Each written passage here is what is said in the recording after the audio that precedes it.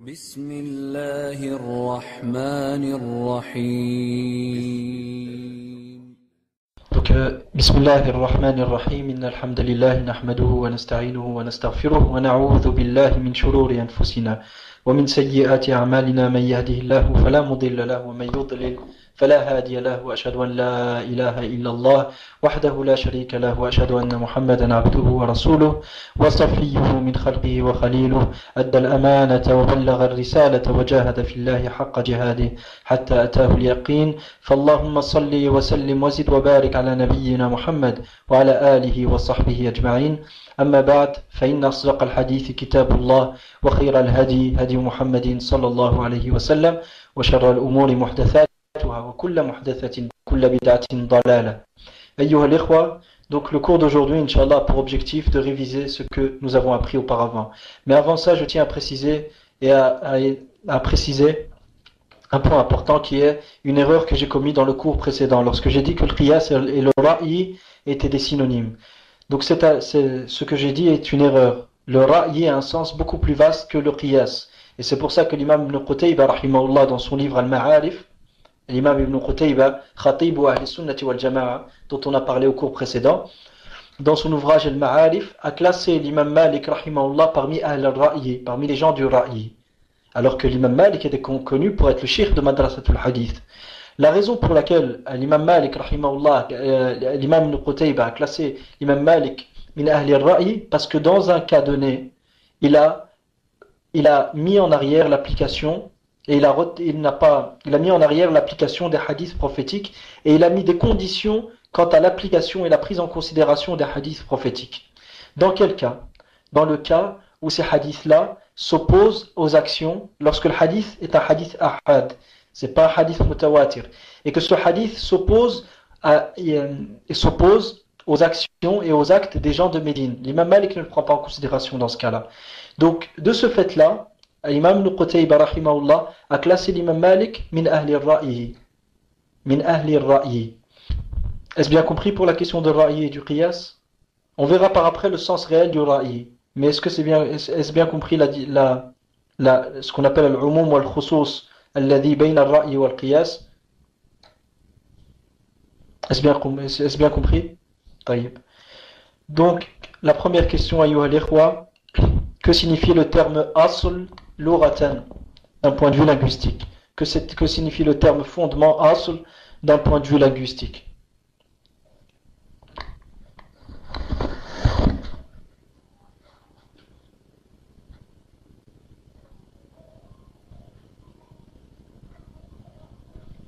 Que signifie le terme asl d'un point de vue linguistique? Ma ma'na al-asli lughatan أو ما معنى الأصل لغة ويكون الأصل هنا حكاية.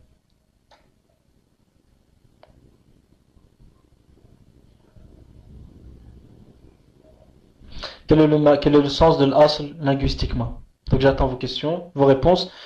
La deuxième question, quel est le sens de l'asl? ما معنى الأصل الأصل اصطلاحا. Quel est le sens du terme asl d'un point de vue terminologique? وثالثا, la troisième question, ما معنى الاصطلاح. ما معنى الاصطلاح. Quel est le sens du terme اصطلاح?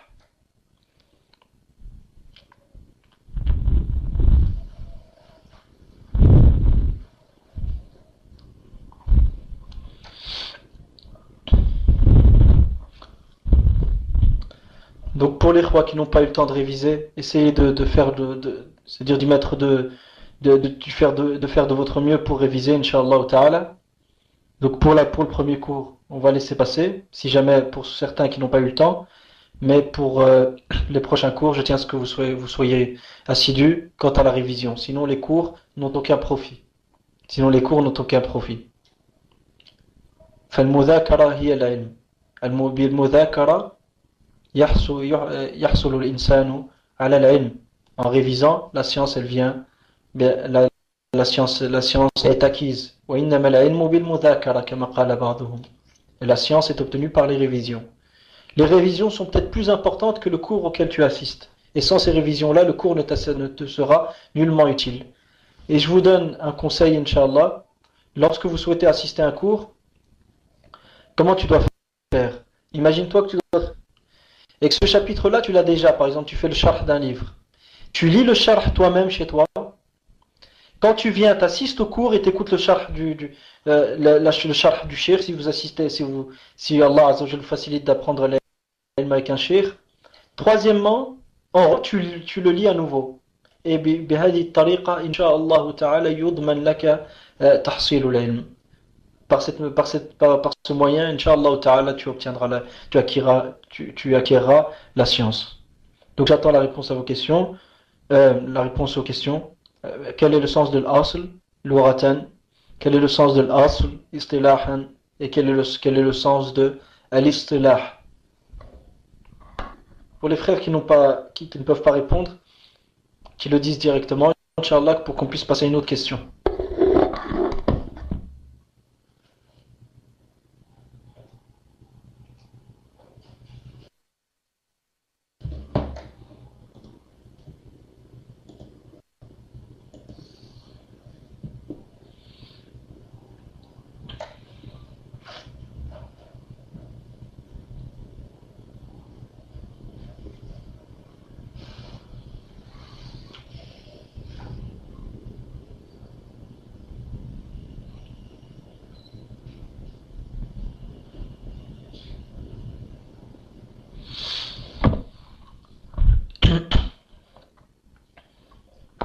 Donc pour la première question, je donne les réponses. Wa barakallahu fikum l'ikhwa ijtahidu, Inch'Allah. Faites un effort pour réviser. Donc al-asl lughatan huwa ma yustanadu wujudu shay'i ilayhi. Ma yustanadu wujudu shay'i ilayhi. Wa alaykum salam wa rahmatullah. Donc le asl d'un point de vue linguistique, le fondement désigne ce qui est la source de l'existence d'une chose. Ce qui est la source de l'existence d'une chose. Wa amma ce qui est la source de l'existence d'une chose. Ma yastanidu wujudu shay ilayhi. وأما اصطلاحا أي في اصطلاح الوصوليين يطلق على الدليل غالبا. En général, il est utilisé le terme asl dans la terminologie des usuliyin pour désigner الدليل, la preuve. كقولهم أي كقول الفقهاء الأصل في هذه المسألة الكتاب والسنة. Comme lorsque les fuqaha disent الأصل في هذه المسألة الكتاب والسنة. Le asl dans cette question est le livre et la sunna. أي دليلها ويطلق على غير ذلك إلا أن هذا الإطلاق هو المراد في علم الأصول. Donc d'un point de vue terminologique, dans la terminologie des usuliyin, la preuve ou la source, le asl désigne la preuve ou la source en général. Exemple, lorsque les fuqaha disent le asl de telle question est le kitab, al-kitab, le Coran et la sunna, qu'est-ce qu'ils veulent dire? C'est-à-dire la preuve et la source de ce sujet trouve son origine dans le Coran et la Sunna. Le terme asl porte d'autres significations, mais c'est ce sens-là, donc ad-dalil, la preuve, qui évolue dans le domaine de l'usul al-fiqh. La référence, Sharh al-Kawkab al-Munir. Juste une question, qui a écrit Sharh al-Kawkab al-Munir? Qui est l'auteur de Sharh al-Kawkab al-Munir?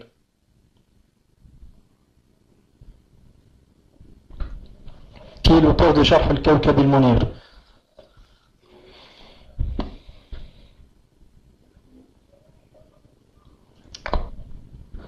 Pour les frères qui ne savent pas, qu'ils disent je ne sais pas. Inch'Allah ta'ala, s'ils peuvent l'écrire, comme ça on est fixé. Enfin, je vous pose ces questions-là parce que les réponses ont déjà été données dans les cours. Sinon, je ne me serais pas permis de vous poser des questions de cette manière-là.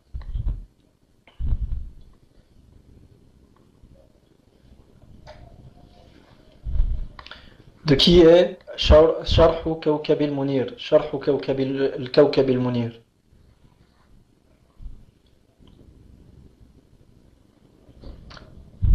Donc, أيها الإخوة, شرح الكوكب المنير et de l'imam Ibn al-Najjar al-Futuhi. Ibn al-Najjar al-Futuhi. Donc, est-ce que c'est bien compris la définition de l'asl, lughatan linguistiquement, et de l'asl terminologiquement? Est-ce bien compris?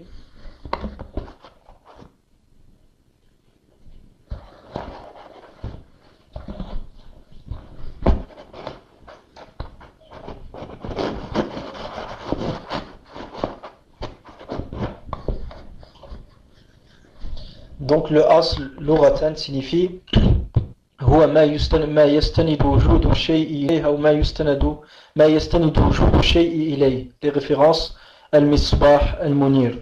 Donc le asl d'un point de vue linguistique désigne ce qui est la source de l'existence d'une chose.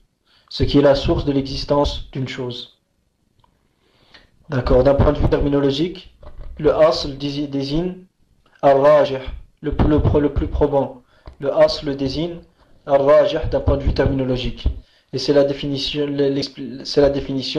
qui est la plus commune à ce terme-là. Et lorsqu'on parle de usul al-fiqh, le terme asl signifie al-rajih, le plus probant.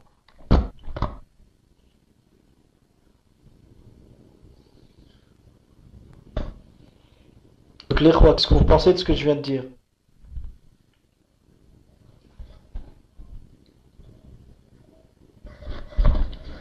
Est-ce que le asl d'un point de vue terminologique le désigne هل الأصل في اصطلاح الأصوليين يطلق هل الإطلاق الغالب للأصل في اصطلاح الأصوليين للراجح أم لا؟ Est-ce juste?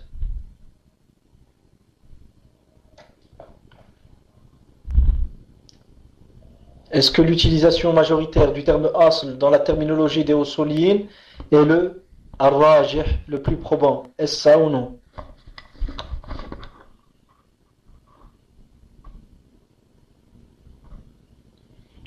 Donc chez les usuliyin, il s'agit du dalil. Donc ce que j'ai dit auparavant était erroné. Donc barakallahu fikum l'ikhwa, soyez attentifs et quand je me trompe, vous dites ce que tu viens de dire n'est pas juste. Wa barakallahu fikum, soyez attentifs.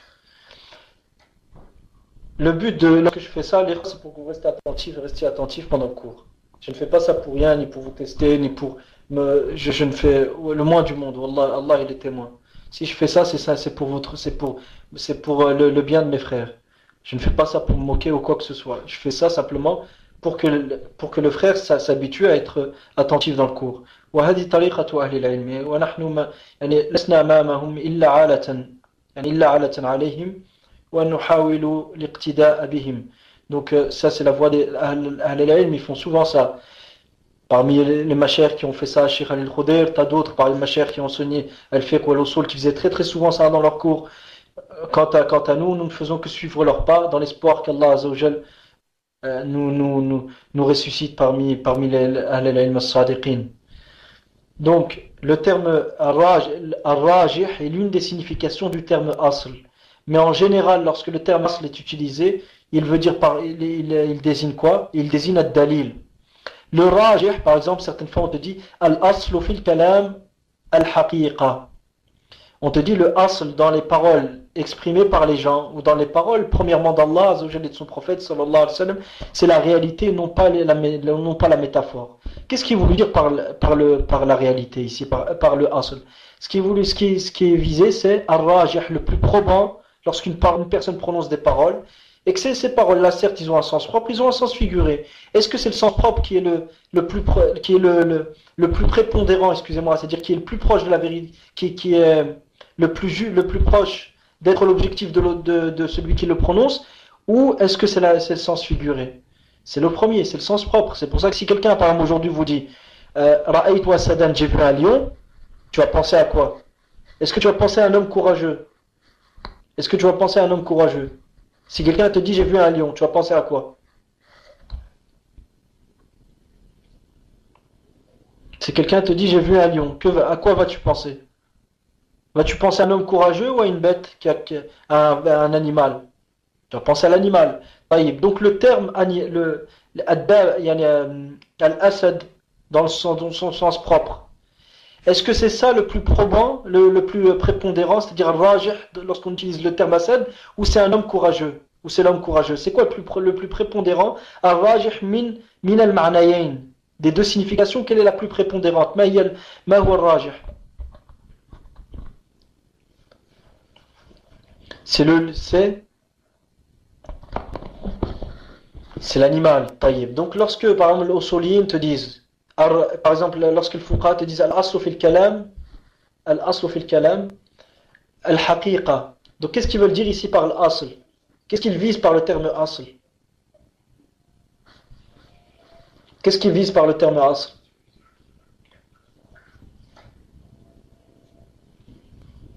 Ar-rajih, naam, jazakallahu khair. Voilà. Non, pas l'origine. L'origine, ça c'est autre chose. Ça c'est une autre signification du terme asl. Ça c'est une autre signification du terme asl, mais mais ces significations-là sont souvent utilisées dans le fiqh. Mais dans le fiqh, dans la jurisprudence. Mais lorsqu'on traite de l'usul, le terme asl a quoi comme signification? Quelle est la signification du terme asl dans l'usul? D'une manière en général. Hein. Il y a des exceptions, mais en général. C'est le dalil. Jazakallahu khairan.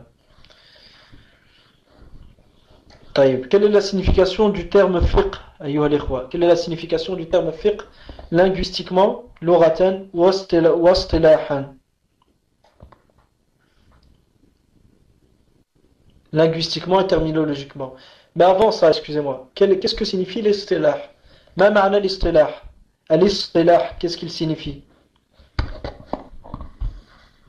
طيب أخي عبد الكريم بارك الله فيك. Le terme fiqh signifie linguistiquement la compréhension. Signifie al-fahm. D'accord. Et on a dit aussi qu'il pouvait être utilisé pas pour. Il peut être utilisé pour.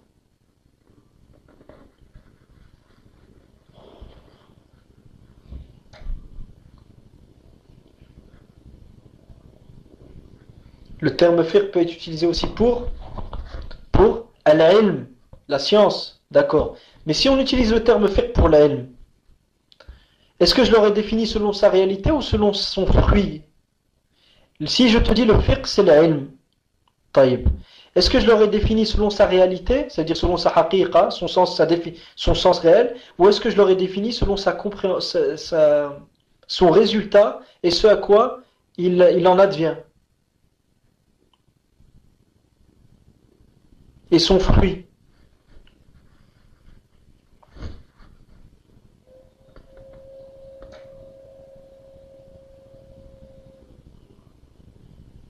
Sur le fruit. Barakallahu fik akhi Abdel Karim. À ce moment-là, jazakumullah khair akhi Ibn al-Qayyim.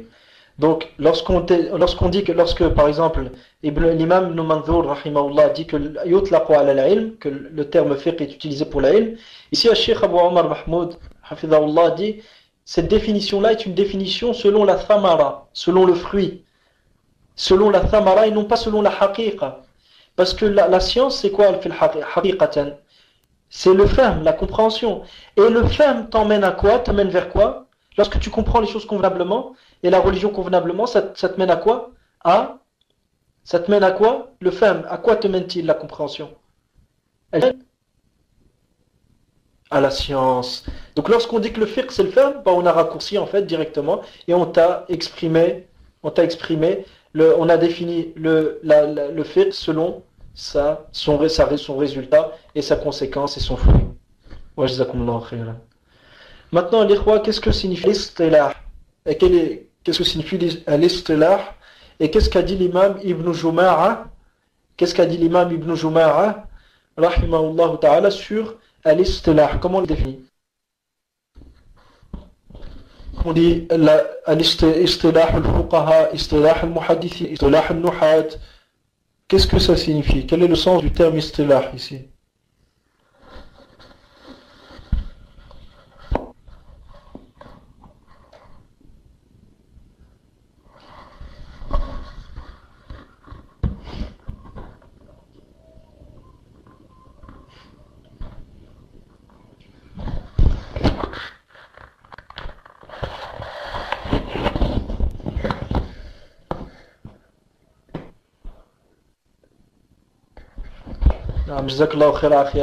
Donc l'istilah, c'est l'accord des savants sur l'emploi d'une terminologie dans un domaine spécifique. هو اتفاق طائفة ما على شيء ما. هو اتفاق طائفة ما على شيء ما. طيب. Et l'istilah n'est pas spécifique aux savants. Ça peut être les pêcheurs, ça peut être les bouchers, et ainsi de suite. Mais lorsqu'on traite dans ce domaine-là, on parle de l'istilah, istilah al-ulama wa khassatan al-usuliyin. Lorsqu'on est dans le domaine de l'usul. Taïb. Que signifie le terme fiqh? Que signifie le terme fiqh? Fi istilah al-fuqaha. dans la terminologie, dans l'istilah, que signifie le terme fiqh? Ou d'une autre manière, qu'est-ce que le fiqh? Je ne parle pas du contenu du fiqh, je parle du fiqh. Quand est-ce qu'on nomme quelqu'un comme étant quelqu'un de faqih? Là, ça, on ne l'a pas encore vu. Quand est-ce qu'on a quelqu'un de faqih? Ça, on va le citer juste après, Inch'Allah. Mais la définition de fiqh, nous l'avions donnée. Compréhension d'ahkam et sharia à travers leurs sources analytiques.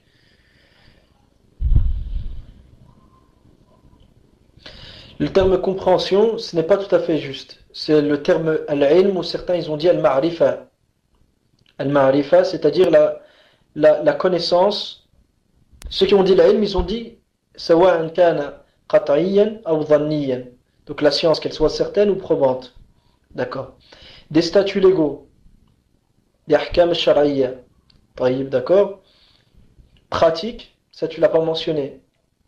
Pour quelle raison on dit pratique? Pour quelle raison spécifie-t-on que le fiqh est exclusivement voué à la connaissance d'ahkam shar'iyya pratiques? Pourquoi dit-on ça? Pourquoi on restreint la définition aux ahkam shar'iyya pratiques?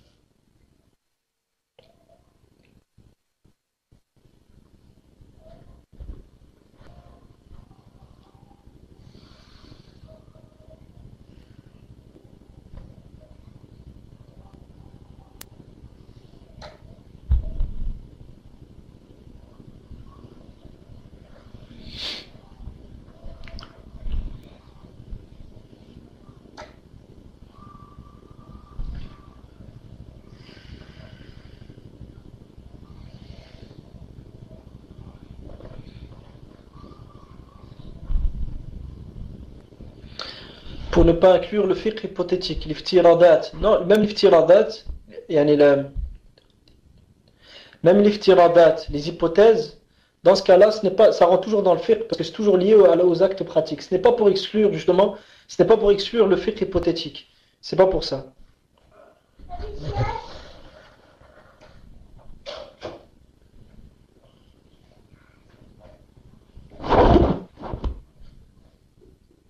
C'est pour exclure autre chose. Qu'est-ce que c'est?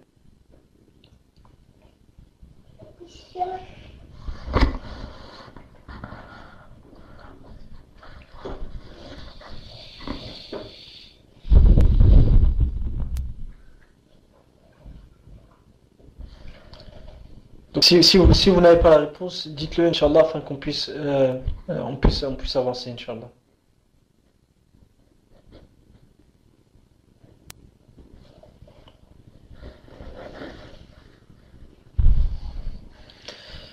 Donc, lorsqu'on dit les actes pratiques, l'ahkam shar'iyya, al-amaliyya, les statuts légaux pratiques, c'est pour exclure les statuts légaux dogmatiques. L'ahkam shar'iyya, al-aqadiyya.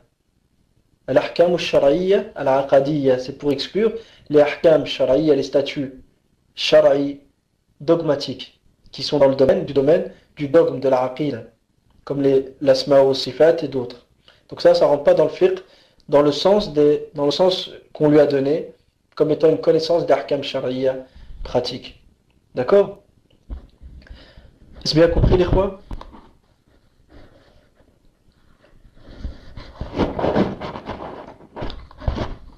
Taïb. Lorsqu'on dit l'ahkam shar'iyya, pour quelle raison a-t-on qualifié ces ahkam de shar'iyya, de légal? Pour quelle raison? Pourquoi on a qualifié ces statuts de légaux? Quel est le but exact?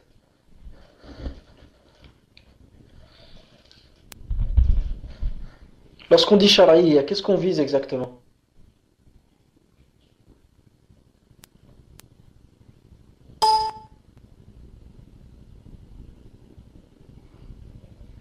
Voilà, Akhi Ibn al-Qayyim, barakallahu fik. C'est en affiliation à la législation d'Allah Ta'ala. C'est justement pour l'affilier et pour montrer que ces ahkam sont puisés de la sharia et trouvent leur source dans la sharia. Naam.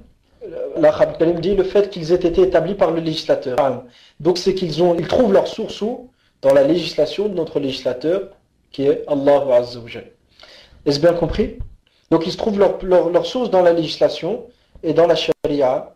C'est pour ça qu'on les appelle ahkam shar'iyya. طيب أيها الإخوة.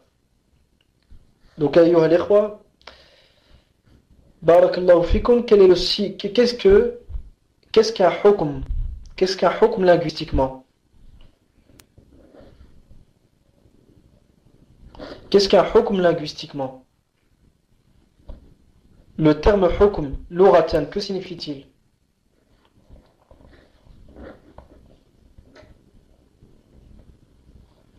Que signifie le terme hukm louratan linguistiquement? Que signifie-t-il?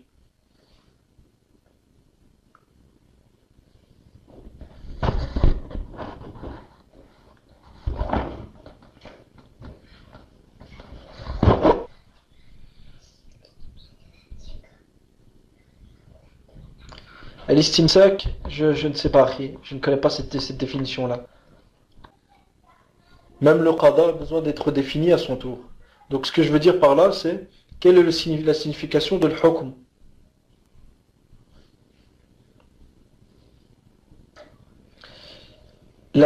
Donc ayyuha al-ikhwa, la signification de l'hukm louratan, huwa al-mana'. Huwa al-mana'. C'est l'abstention, c'est l'empêchement.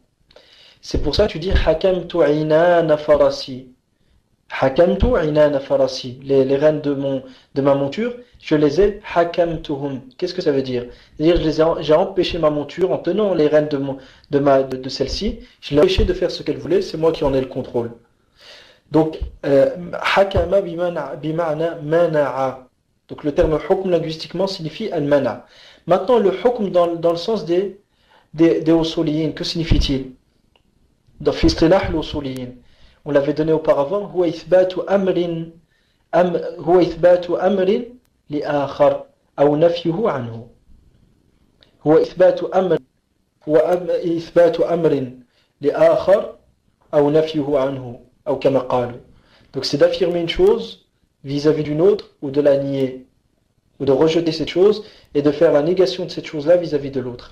Par exemple, je vous dis Abdul Karim qa'imun. Abdul Karim qa'imun. Abdul Karim est debout. Est-ce que c'est un hukm? Est-ce que c'est un hukm? Pour quelle raison est-ce un hukm?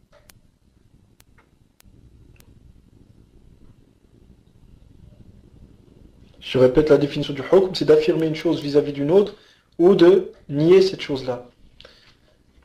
C'est que j'affirme la chose. Non, ça ne suffit pas. C'est un ithbat, d'accord, mais c'est un ithbat de quoi? Le frère Ibn al-Qayyim dit tu affirmes la chose. Et l'Akh Abdul Karim dit c'est car c'est un ithbat. C'est pas simplement ça. C'est un ithbat, d'accord, mais c'est un ithbat de quoi? De quoi exactement? Pourquoi on a défini le hukm comme étant ithbat ou amri li akhar aw nafyu anhu? C'est un ithbat sur une autre. C'est que tu affirmes une chose vis-à-vis d'une autre. Donc j'ai affirmé que la position de était valable pour Abdul Karim. D'accord? C'est bien compris. De la position debout sur le frère. Voilà. Si je dis Inna Allah fawqa arshihi. Allah Azza wa Jal est au-dessus de son trône. Et sa hukm? Et sa hukm?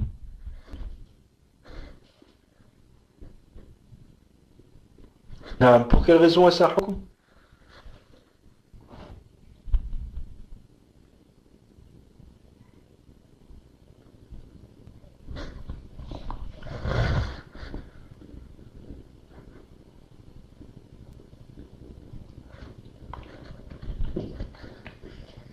Vu que je donne déjà les définitions et que je pose les questions juste après, j'aimerais bien, Inch'Allah, qu'il y ait une participation de tout le monde. Car c'est l'affirmation d'une chose sur Allah, vis-à-vis d'Allah Azza wa Jal. Naam. Donc, barakallahu fik, akhi Abdul Karim. Taïb. Pour quelle raison le jugement du juge, ce que établit le juge comme jugement, comme qada, a été nommé hukm? Pour quelle raison? Pour quelle raison? Parce que justement, لأنه يمنع من حكم غيره. لذا سمي قضاء القاضي حكما لأنه يمنع من حكم غيره. Pour quelle raison le jugement du juge a été qualifié de hukm? Car le terme hukm linguistiquement signifie al-mana', d'empêcher. Donc d'où le fait de qualifier ce que établit le juge comme jugement de hukm. Pour quelle raison? Car il empêche le jugement d'un autre. Il empêche le jugement de qui que ce soit. À partir du moment où il établit ce hukm-là, nul ne peut remettre en cause son jugement. À moins que ce soit un autre juge et ainsi de suite. Mais parmi les gens qui sont en dessous de lui dans l'échelle, nul ne peut le remettre en cause. Est-ce bien compris? Donc simplement, on va revenir sur la définition de le fiqh. Donc c'est la connaissance, l'ilm bil ahkam ash-shar'iyyah al-'amaliyya al-muktasab ay al-'ilm al-muktasab min adillatiha at-tafsiliyya. Donc la connaissance certaine ou probante des statuts légaux. Donc on a vu c'est quoi l'ahkam shar'iyya? C'est des ahkam qui sont puisés, donc des affirmations, des négations qui concernent l'être responsable, qui puisent leur source dans la sharia et qui sont pratiques ces ahkam, donc qui sont liés au cadre des adorations, les ibadat, ou au cadre des mu'amalat, du comportement, que ce soit les transactions, que ce soit les transactions financières ou le relationnel, que ce soit le relationnel familial ou le relationnel commercial, que le relationnel international ou celui entre le gouvernant et le gouverné. Donc le fiqh désigne la connaissance certaine ou probante des statuts légaux pratiques. Cette connaissance est tirée et basée et est obtenue à travers des preuves détaillées, travers les preuves détaillées, qui représentent les sources de notre législation. Juste pour terminer, ayyuha al-ikhwa, qu'est-ce que le dalil tafsili? Qu'est-ce qu'une preuve détaillée? Qu'est-ce qu'un dalil tafsili? Qu'est-ce qu'une preuve détaillée?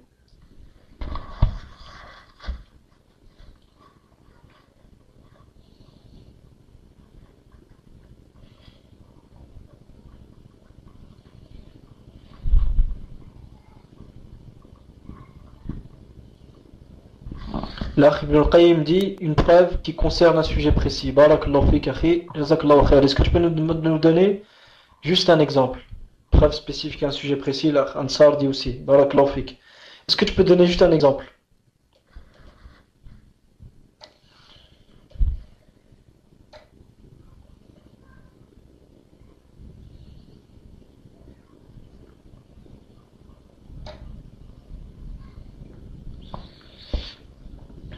Naam, jazakallahu khair. Donc l'interdiction de se rapprocher de zina, qui est le verset wala taqrabu zina. Donc ce verset est un dalil tafsili, d'accord. Ce n'est pas l'interdiction en soi qui est un dalil tafsili, non. C'est le verset en soi. C'est le verset qui est un dalil tafsili. L'interdiction est un hukm shar'i. D'accord? Vous avez bien vu la distinction entre les deux. L'interdiction que l'on déduit de ce verset, de se rapprocher de zina, est un hukm shar'i. Mais quant au dalil tafsili, c'est le verset en soi. Est-ce bien compris, les rois?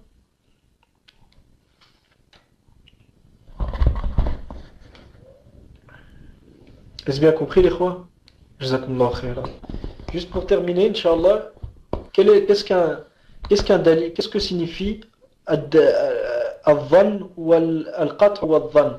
Lorsqu'on dit la connaissance certaine ou probante, qu'est-ce que ces connaissances certaines? Al-ma'rifatul qat'iyya, qu'est-ce qu'une connaissance certaine? Wa ma hiya al-ma'rifatul dhanniyya, qu'est-ce qu'une connaissance probante? Quelle est la différence entre les deux exactement?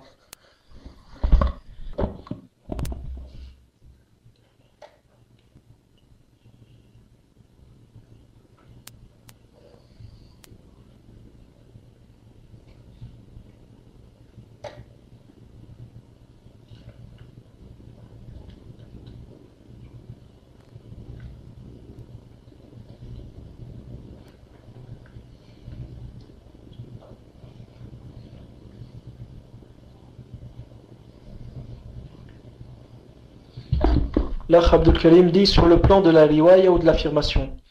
Le plan de la riwaya, ça on en parlera par après, Inch'Allah, lorsque on arrivera au texte ahad et au texte mutawatir, et le texte qui est certain, le texte qui est probant dans son affirmation. Je parle en général d'une connaissance. Qu'est-ce qu'une connaissance qui est certaine et qu'est-ce qu'une connaissance qui est dhanniya? C'est quoi la différence entre les deux? Je te pose une question par exemple. Lorsque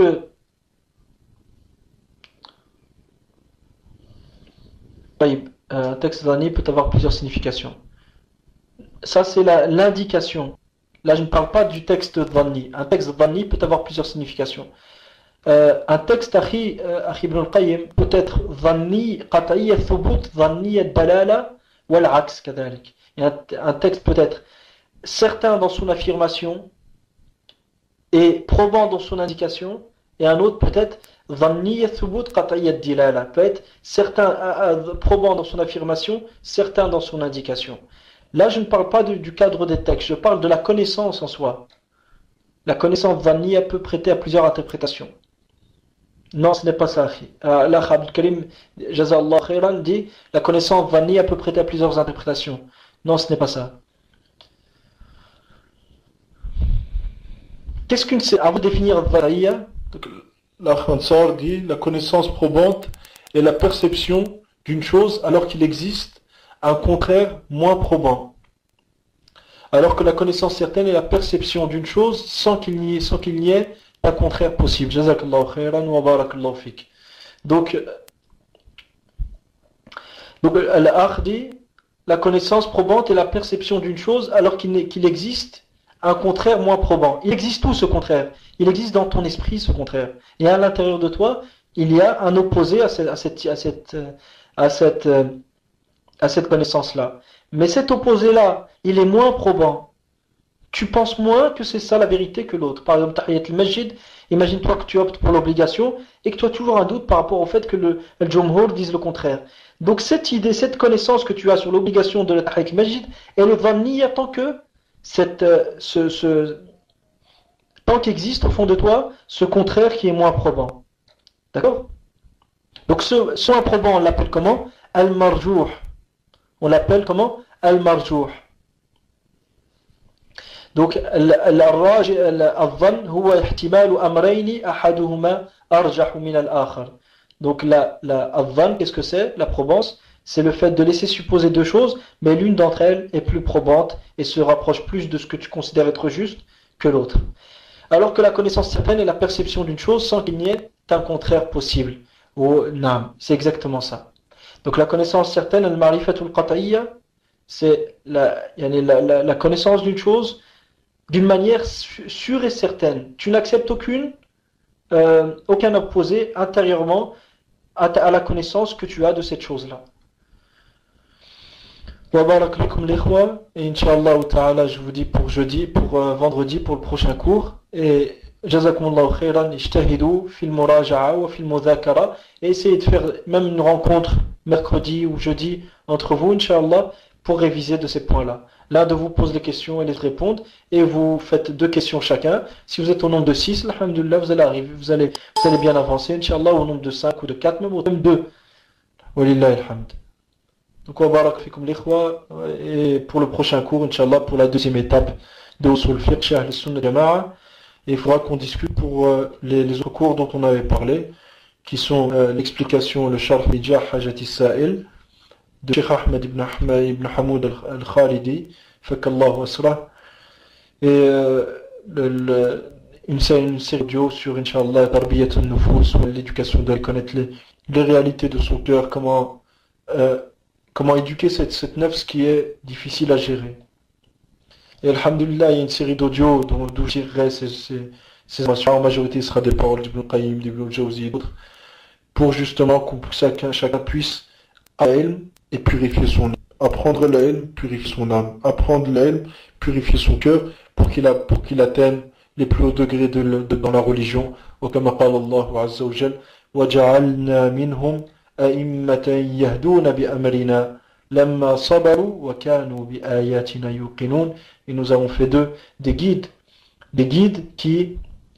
imams qui guidaient les gens par notre ordre lorsque ils ont patienté et étaient certains en nos versets. Donc la patience, elle vient comment? Et en éduquant son nafs, et al-yaqin, il vient comment? Par la science. Pour le frère Abdul Karim dit pour le Sharh de Hajatu Sa'il, on reprendra là où on avait laissé auparavant ou dès le début. Je ne sais pas, Inch'Allah, on va voir. On va essayer de voir, soit on va continuer là où on avait laissé, soit je pense que pour que chacun ait à nouveau envie d'apprendre, pour que le himmal revienne, on va continuer peut-être, on va reprendre là où on avait laissé, et on reprendra après dès le début, Inch'Allah. Parce que si on reprend dès le début, chacun peut se dire encore je vais recommencer ces choses-là, peut-être que bien qu'elles soient plus qu'importantes, mais nafs tamil aussi. l'âme aussi est amenée à se lasser. Wa barakallahu fikum, wallahu a'lam. وصلى الله عز وجل ينفعني وإياكم بالعلم النافع وسأله تبارك وتعالى يطهر قلوبنا من النفاق وأعمالنا من الرياء وألسنتنا من الكذب. ربنا آت نفوسنا تقواها وزكيها أنت خير من زكاها أنت وليها ومولاها وصل اللهم على نبينا محمد وعلى آله وصحبه أجمعين والحمد لله رب العالمين.